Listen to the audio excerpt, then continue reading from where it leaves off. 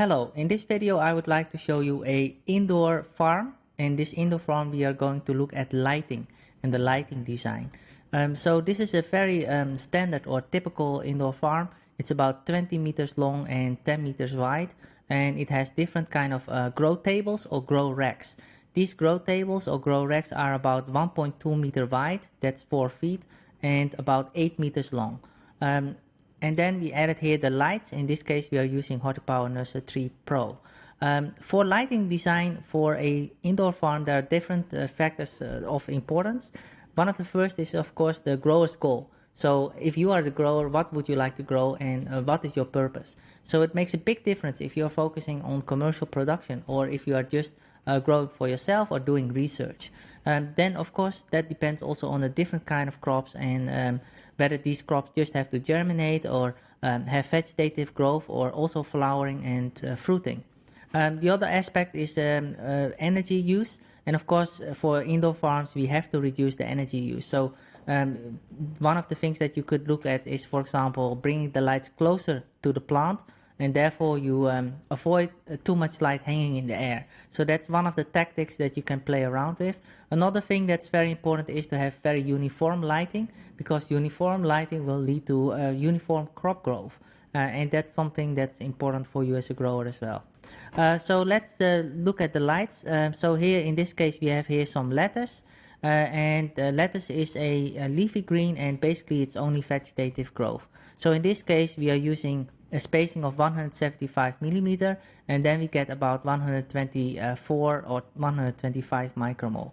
So in a lighting simulation we only measure mainly the uniformity of the whole shelves without the light, and that's because you can see these plants kind of absorb some light. And if you look carefully you see this yellow layer, and that's basically a calculation area, and we are measuring it on the bottom of the table, and that's because we want to know how much light plants are getting there. And of course we could add also a layer at the top, but that's a different kind of calculation. So here we have some basil. Basil is a crop that likes a little bit more light compared to lettuce. So in this case we are using 145 micromole and a spacing of 150 millimeter. Edible flowers is kind of similar. What's different for edible flowers is that they really need to flower. So the spectrum of the light is very important, and the Nursery 3 Pro can work well with pansies and other edible flowers. In this case that intensity for edible flower is about 160, and then here we have 175 for some herbs. And the last one I would like to look at here is strawberry. Strawberry is a high intensity crop. They love light, and it's important to have more light. So if you install it in a daisy chain configuration, it's easy to add more lights, and in this case we are using a spacing of 110 or 111 millimeter and getting about 224 micromole.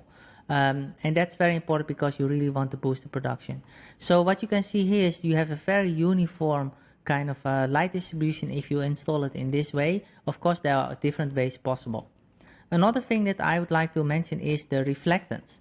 Reflectance is a very important part in lighting, because that basically determines how much light is kind of bouncing around and reused. So if you are using just grow tables like this, then you won't have much reflectance except from the surrounding environment around you. But if you're growing in shelves, then of course you have a lot more reflectance, because light is falling down and then also projected upwards and downwards again. So that's something to look out for, in particular because this uses the same kind of spacing as what we used earlier for the basil here and the edible flower, but the light intensity is about 200 micromole. So that's about 50 micromole more. So that's just the difference that reflectance can make. Of course there are other factors also important, for example the distance, and in this case we used 45 centimeter distance. If you bring of course the lights closer to the plant, then you have more intensity. If you bring it further from the plant, then you have less intensity, and probably also a less energy efficient lighting design. So this is it about lighting design. If you have any questions, please let me know, and feel free to contact us. Thank you.